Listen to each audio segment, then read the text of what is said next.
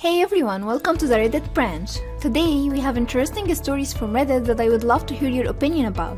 So feel free to let me know what you think down in the comment section. If you enjoy the video, please give it a thumbs up and subscribe to the channel for content like this every day.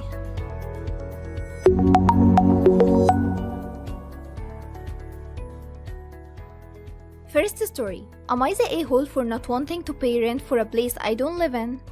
So, myself and 3 closest friends decided we wanted to move in together for like a year or so just for fun, and to make some good memories before we all started getting serious with life and moving away and whatnot.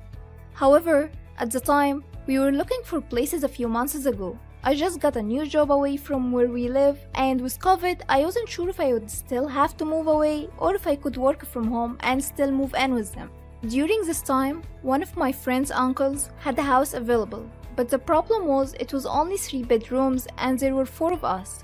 I told them to just go ahead with it as my job wasn't able to give me a definite answer on remote working. They all moved in, and it turns out I didn't have to move away from work, but it was too late to find a new place and they were pretty settled in. I was upset obviously that I couldn't live with them, but it wasn't as bad as the house was close to where I live and I spent most of my weekends there. I tried offering to help pay some of the bills, just a little bit each month to help with utilities, and as I was there almost every weekend, and they said it's as much my place as theirs, but they refused. So instead, I would always bring over snacks, let them use my streaming logins and things like that, so I wouldn't feel as bad not contributing anything, and everyone seemed happy with that. But recently, one of my friends, the one whose uncle owns the house, asked if I could pay rent. As I said before, I was and I am more than happy to help pay the utilities bills, but I don't live there and I don't see why I should pay full rent, which is what she's asking for. I said this to her and she said it's not fair and that I basically live there on the weekends. I would crash on the couch if we were drinking, but wouldn't be that often. My other 2 friends said that they can both see sides of the argument, but won't get involved, as it's her uncle, so it's her say, but they also pay rent, so shouldn't they get a vote? Am I being a jerk? I'm more than willing to contribute my share, but I feel like what she's asking for is too much. Edit. Yes, I don't technically live there, but they were adamant when moving in that I was more than welcome to come over all the time, even telling me I better be there every weekend. If that has changed, that's fine, but why not just tell me that? I also don't sleep over often and I always clean up after myself. Edit. Just to clear up more confusion, they don't want me there any less and still invite me over all the time, because with COVID it's basically our hangout spot, but I haven't been over much since the argument. It puts a strain on the friend group pretty much as they want me there, but I don't feel like I should go with all this going on. So to the people saying I'm overstepping, unless they're just lying to me, I don't think it's that. Also, my 2 other friends don't have a problem, it's just this one. People replied in the comments with, "You're not the a-hole. You don't live there, you're not responsible for any equal split for rent payment. Offering to throw in some cash for food and other things for hanging out on the weekends was very generous, and your friend should be actually grateful that you're willing to do that. You're not the a-hole. You have offered to help with the utilities, and really, even that offer should really only be made if you're there alone, or using the shower, or otherwise adding to the bill. If you're just there as a guest, they will be using the lights anyways. You don't live there, and there is no reasonable reason to ask you to pay rent. The occasional crash after drinking is normal between friends. Now for my personal opinion, I don't believe that the poster is the a-hole. They don't live there and therefore there is no reason to pay for anything. It cannot be simpler than that, to be honest." Update from the original poster. Thanks to everyone for the replies, and I can now say that I don't feel like a jerk and she's asking too much. But as someone mentioned, I cannot refuse and then keep showing up, especially as my other 2 friends won't speak up to her. So I messaged them saying that if I overstayed my welcome or crossed the boundary, I'm sorry, and that it wasn't my intention, but that I believe that the way they handled this was rude and genuinely hurt my feelings. And I said I will only come over when they specifically tell me that they want me there. Their invites since the argument have been, "We're gonna do APC, you should come over," or "if you want to come over." But unless one of them says that they want me there, I will not go. One of them messaged me privately already saying that it's gone on too long and they didn't realize I was that upset about it, and they apologized to me.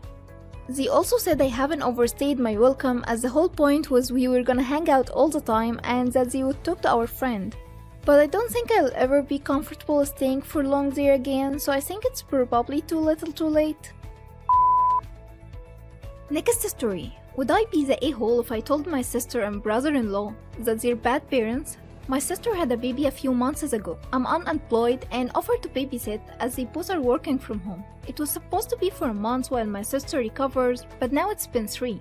My sister and brother-in-law both tell me that they are very grateful and appreciative of me helping them out by watching the kid and cooking. Since I have been living with them, I have noticed that they both aren't very good parents. Don't get me wrong, they both love the kid very much, but there are some things. Number 1, my brother-in-law is very slow. I mean very slow. He takes at least like an hour to wake up in the morning. I have no idea what his routine is, but I will be making lunch, taking care of the baby, and he's still not awake.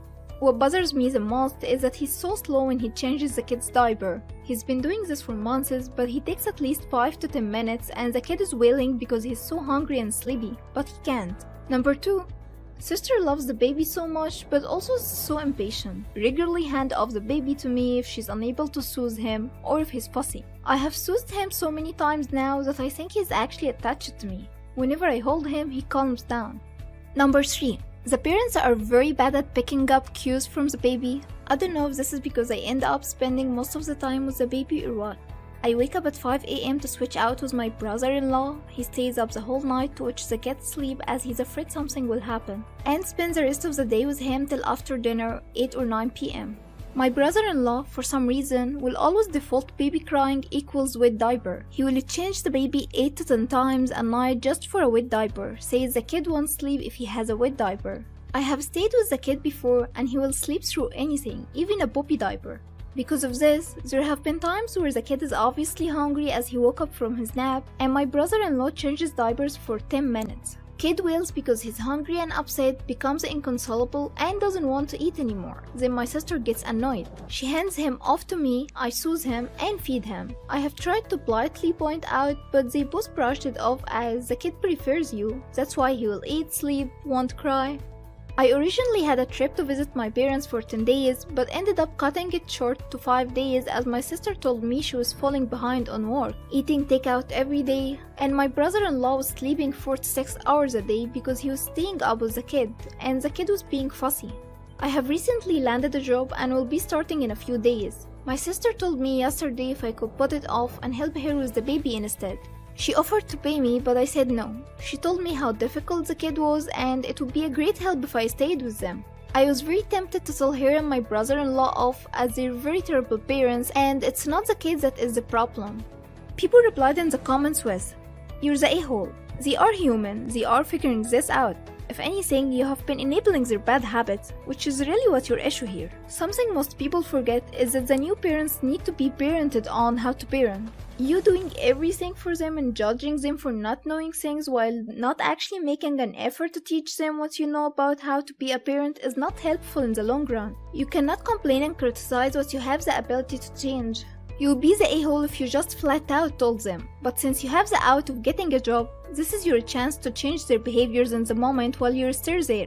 Sister says kid is fussy and tries to hand the kid off to you. Smile and say, "Nope, it's your time to shine, mom," and talk her through how to get the kid to quiet down. Same with the brother-in-law changing the kid's diaper. Same with everything else. Do not physically do the things that are needed, but give advice as they're dealing with it. And why are you spending so much time at their house? Are you living with them? If not, set normal business hours instead of the 5 a.m. nonsense. They're going to have to learn how to take care of their own kids sufficiently, and you have to give them the space to do this. Now, for my personal opinion, the poster is the a-hole here. I sense a condescending tone in the way she wrote her post. The parents are still learning, and the last thing they need is someone judging them and looking closely into every action of theirs. Next story. Am I the a-hole for wanting to call the police on my upstairs neighbor? So I have been living in a student apartment since August 2020. My upstairs neighbors have always been semi-noisy, but I have mostly chalked that up to them being men. Found out later they are actually 2 girls. They were making the ceiling shake and walls to the point where the light fixtures sounded like they were going to fall out of the ceiling. So I have filed 2 noise complaints with my apartment complex, but they didn't really do anything. This morning, I filed another noise complaint and wrote an email to the apartment complex manager because the girl above me kept me up until 2 a.m. being so loud. The manager is out of office until Thursday. Awesome. So they couldn't take any further action besides just giving a warning email. The office attendant I spoke to told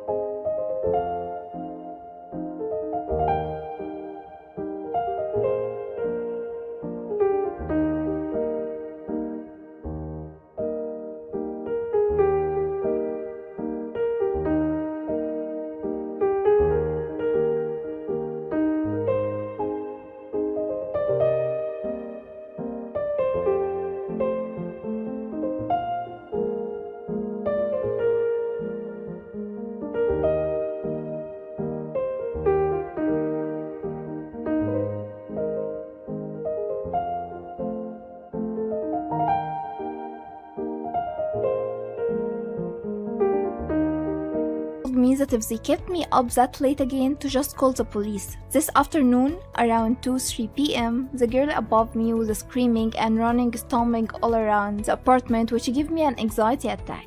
It's 5 p.m. now and she's still yelling and I hear loud thuds and my ceiling shakes. Am I the a-hole for wanting to call the police on her? People replied in the comments with, "You would not be the a-hole. Dude, what are they doing to make your fixture move?" Honestly, if she's been screaming and stomping around like that today for as long as you said, I would call the cops. You can ask for them to do a wellness check. That's not normal, and she could be struggling with a mental illness. Doesn't excuse her behavior or anything. If you're able, you should record it for the apartment complex if they give you gripe. Everyone sucks. Your neighbors for being so noisy despite multiple complaints, and you for bizarrely assuming they're men and only taking action once you discovered they're women. Call the police. You're not the a-hole. For all you know, there is a domestic situation going on. Plus, apartment leases have clauses protecting everyone's right to quiet enjoyment. They are breaking that clause. In addition to that one, there is usually one about quiet hours, typically 10 p.m. to 7 a.m. Again, being broken, call away. Enough pop ends by the bobo and they become a nuisance tenant, which is also a lease violation. You can also start going up the chain with the management company. Now for my personal opinion, the poster should call the cops, but only after talking to the neighbor first, maybe. I don't know if it's possible for them to discuss this with them, but I think this can be a good first step.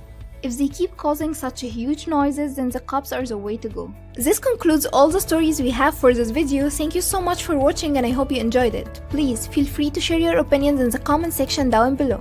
Until next time.